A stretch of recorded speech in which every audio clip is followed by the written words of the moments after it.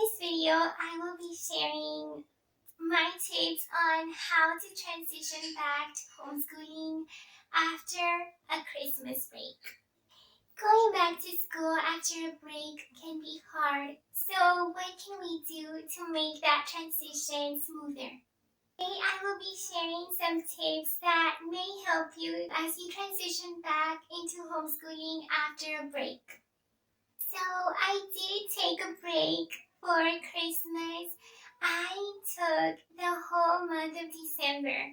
I know that not all mommies decide to take such a long break. I know that other moms may take a week off or maybe just a couple of days off, but I decided to take the whole month, mostly because I felt I needed it. I was having some health issues as well, and I truly needed the rest.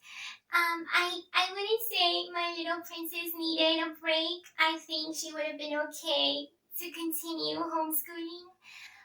But I did take that month off. But now that the holidays are over, I truly look forward to going back to homeschooling. I'm so excited. There's so much I want to do, but it's always a little hard to get back to a rhythm after a while. So I wanted to share with you some of the things that I have been doing and am currently doing to make the transition smooth, to ease our way back into the homeschooling routine. So I don't know where you're at in your transition. I don't know if you already got back to homeschooling. So we started homeschooling just a few days ago. But before that time, I know that it was in the back of my mind that I needed to get back to it. And so I think that was creating a little pressure inside of me.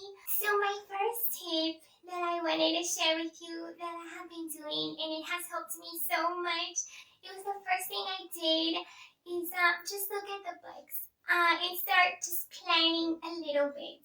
Like, just looking at the books was helping me feel prepared, knowing where I left off, the lessons we were on before going on the break. And just that simple step was helping me feel prepared, and it was calming my stress. And it's just something so easy, but it does help you feel like you're getting back to it. Just looking at the books, looking at the materials, is going to help you feel prepared again. And it's going to help you get your feet wet again and just getting back to that routine. I know this sounds so easy. It is a simple step to take, but it's going to help you so much mentally, just to feel prepared and to know that you're actually doing something to get ready for going back to homeschooling. So look back at those books, see if there's anything that you need to review. Maybe look at the upcoming activities and lessons, just kind of scan through them. That's going to help you feel prepared. My second tip is to organize and declutter your space. Whatever that may be, if you have a homeschooling room, then just get back into it, organize, make sure everything is looking neat. Or maybe you just do homeschool somewhere else in the home, maybe in the living room or dining room. But I'm sure you have your materials gathered somewhere in a basket or a cart. Now is the perfect time to declutter and organize. It's just going to help you feel motivated to get back to school, and also just clear the way for new activities, new materials, new learning, and it helps you focus on homeschooling again. So my third tip is to review as needed. So just remember that reviewing is also part of learning. It's so important to review old ideas or old strategies that we may have learned. It helps them be stronger in our minds, and so our little ones also need to review. And so now is a great time to look back at anything that your little ones, on anything that you feel your little ones may need a little extra help. So for example, with my little girl, I know that even before the break, she was struggling a little bit with short vowel sounds and long vowel sounds, just distinguishing the two. And so I knew that it was a good idea to review that before we continued with our language arts curriculum. And so that's what I've been doing. And just anything else that I feel she may need to review, I'm doing that. So just look at those things that you feel your little ones need to review and know that that is also part of learning. So don't feel bad that you're not going straight into the curriculum or straight into the lessons, because that those reviews are just so helpful and they're part of their learning process. So tip number 4 is to ease your way back. So start off slowly with just 1 or 2 lessons a day, depending on what you were doing before the break. Just cut down those lessons, or even days. If you were doing 5 days a week, you can start off with doing 3 or 4 days a week. So depending on what you were doing before, just cut that in half or as much as you need to. For me, what I've been doing is I'm starting off with just 1 lesson a day. So I choose between math and language, and we do 1 of those lessons. And that's how we're getting back to our homeschooling routine. Eventually, we're going to get all our subjects in, and we're going to start doing what we were doing before. But for now, 1 lesson a day is fine.